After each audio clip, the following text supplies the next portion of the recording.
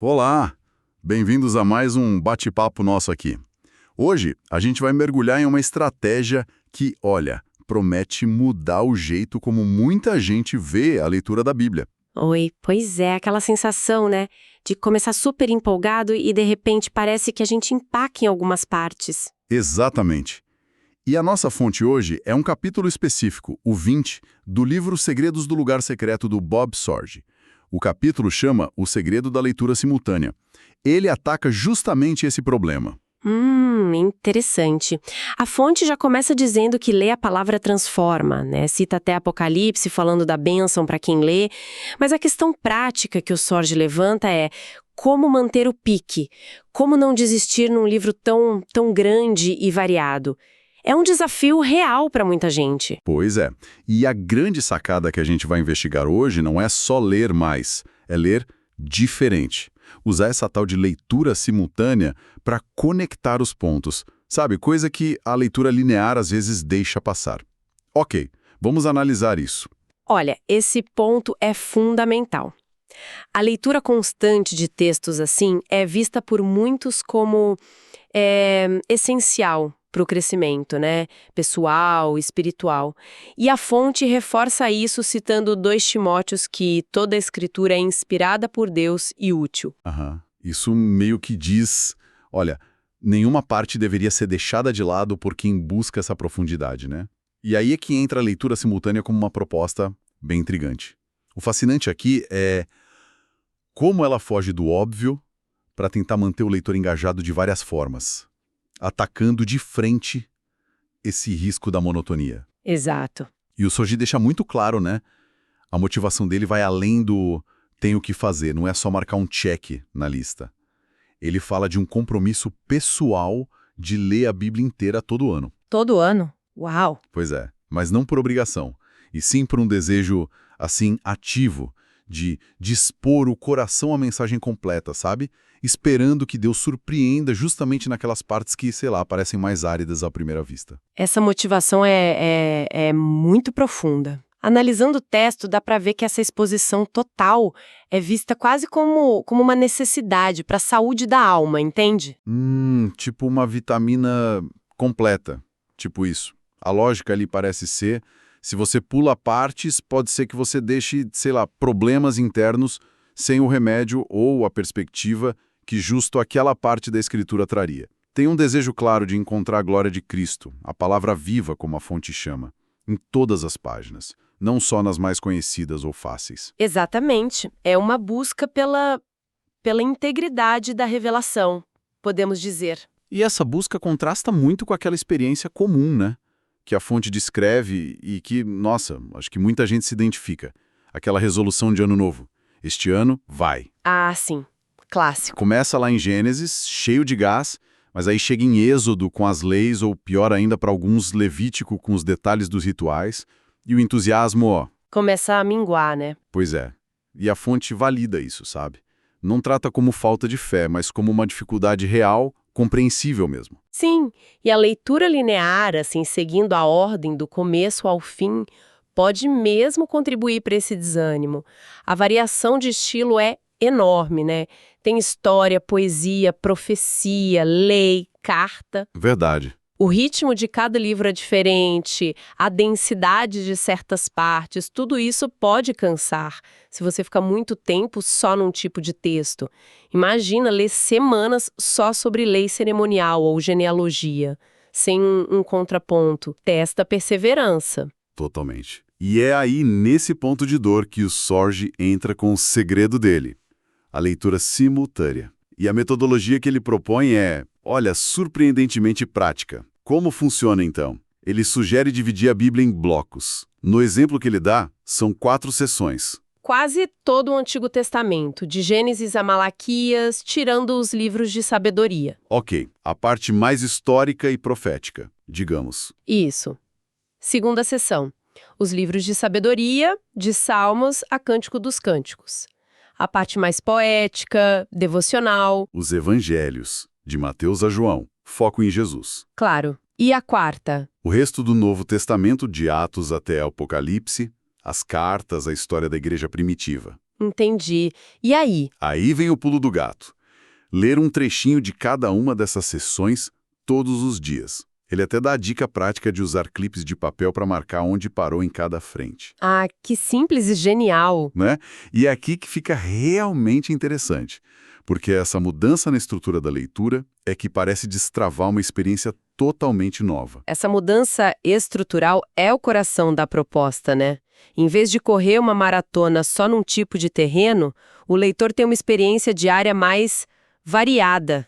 Navega por paisagens diferentes da escritura todo dia. Exato. É uma quebra intencional na monotonia que a linearidade pode trazer.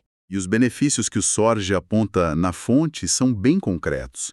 Primeiro, essa variedade ajuda a manter o interesse aceso, né? Aquelas partes mais densas do Antigo Testamento ficam menos pesadas, porque você equilibra no mesmo dia com os Salmos, com o Evangelho, com as Epístolas. Faz sentido, você não fica preso só naquilo. Isso.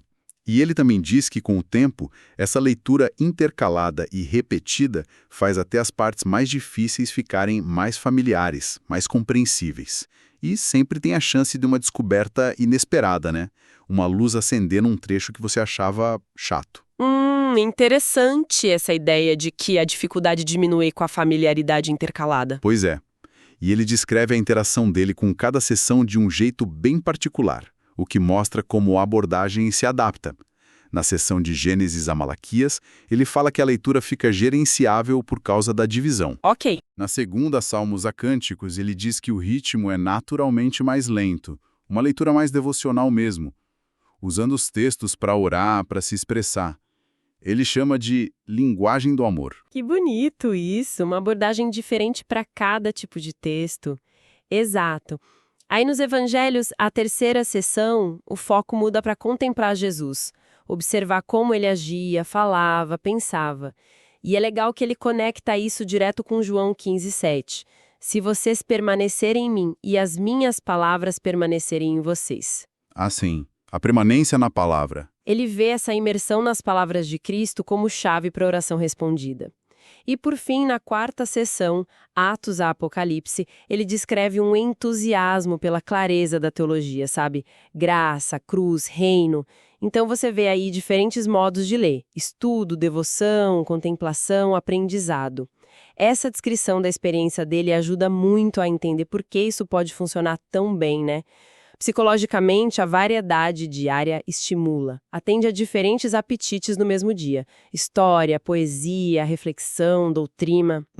E espiritualmente, o jeito como ele adapta a postura, ora mais analítico, ora contemplativo, ora devocional, mostra uma flexibilidade que enriquece a interação com o texto. E essa conexão que ele faz entre permanecer na palavra, especialmente nos evangelhos, e o poder na oração, reforça que ler não é só um exercício intelectual isolado. É algo mais vital. Sim, é um meio para um relacionamento dinâmico com Deus. Se conectarmos isso ao quadro geral, a gente vê um método que busca um envolvimento holístico. Mente, coração, espírito, tudo junto ali na leitura. Mas, sabe, pensando aqui, essa abordagem não corre o risco de fragmentar um pouco a compreensão? Tipo, ler pedacinhos de livros diferentes todo dia?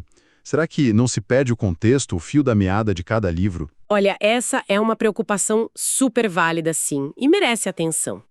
A leitura linear, ela tem a vantagem clara de ajudar a gente a pegar o fluxo da narrativa ou o desenvolvimento de um argumento dentro de um livro específico. Isso é inegável. Certo. A abordagem simultânea, por outro lado, ela não necessariamente substitui a necessidade de, em algum momento, a gente estudar um livro de forma mais focada, contínua, para sacar a estrutura e a mensagem particular dele. Entendi. Seriam abordagens complementares, talvez. Exatamente. O que o Sorge parece propor é que, para a leitura devocional diária e para conseguir cobrir toda a escritura de forma consistente ao longo do tempo, os benefícios da variedade e das conexões que surgem podem superar essa possível fragmentação. Talvez seja uma questão de equilibrar. Usar a leitura simultânea para o dia a dia, para ter essa visão ampla, e complementar com estudos mais focados quando sentir necessidade. A fonte não diz que é o único jeito de ler, mas que é um jeito poderoso para manter o engajamento e descobrir a unidade na diversidade. Faz todo sentido. E tem um resultado que o Sorge descreve que parece ser, assim, o ápice da estratégia, que vai além de só manter o interesse. O que seria? Ele fala de conexões que começam a surgir, espontaneamente, entre as diferentes sessões lidas no mesmo dia. Ah, isso é interessante. Como assim? Tipo, uma verdade que você leu de manhã lá no Antigo Testamento ganha uma luz nova à tarde, quando você está lendo algo nos Evangelhos. Ou um tema que apareceu nos Salmos encontra um eco, sabe? Numa das epístolas que você lê logo depois. Uau, tipo um diálogo interno entre os textos. Isso. Versículos de partes totalmente diferentes da Bíblia começam a se iluminar mutuamente na mente. Temas que talvez passassem batido numa leitura linear muito espaçada ficam mais evidentes. Isso é a manifestação prática daquele princípio antigo, né? A escritura interpreta a escritura. Só que aqui vira uma experiência viva, diária. Exato. Esse cruzamento constante de referências que a leitura simultânea facilita, parece que catalisa uma compreensão mais integrada, mais rica. É como começar a ver não só as árvores, mas os padrões da floresta toda. Boa analogia. A fonte descreve isso como algo que leva a percepções explodindo no coração. Transforma a leitura de um dever para uma aventura, algo apaixonante. Os termos que ele usa são fortes, né? Viciado, louco por isso, apaixonado. Sim, indicam uma mudança radical mesmo. Isso reforça a visão da Bíblia não como só uma coleção de textos antigos, mas como um organismo vivo, coeso, diverso, mas unificado. E essa percepção de como a estrutura da leitura molda a profundidade do entendimento é de fato uma questão importante. Com certeza, não é só o que a gente lê, mas fundamentalmente como a gente lê. A estrutura não é neutra, né? Ela molda a experiência, os insights. Totalmente. A leitura linear tem seu valor, claro, para entender a sequência, a lógica interna de um livro, mas essa proposta da leitura simultânea parece otimizada para outra coisa, para descobrir temas que atravessam tudo, para perceber a unidade na diversidade e, crucialmente, para manter a chama acesa no longo prazo. Principalmente diante de um material tão vasto, né? Exatamente. Então, para a gente ir amarrando o que a gente explorou hoje, essa leitura simultânea do Bob Sorge se apresenta como uma ferramenta prática e, segundo ele, transformadora.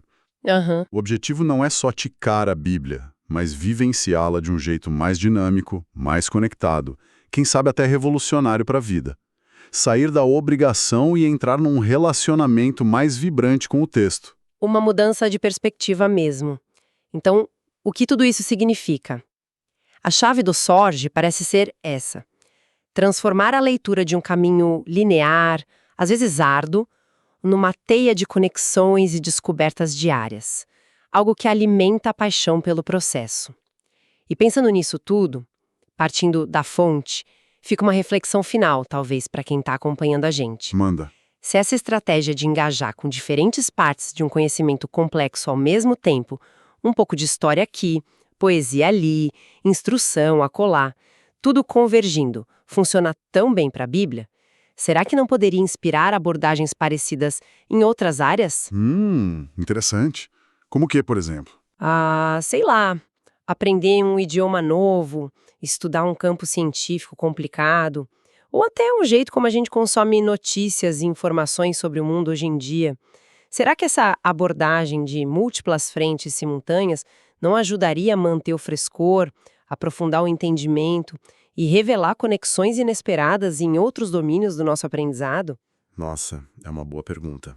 Fica aí algo para a gente pensar, né? Algo instigante para se ponderar.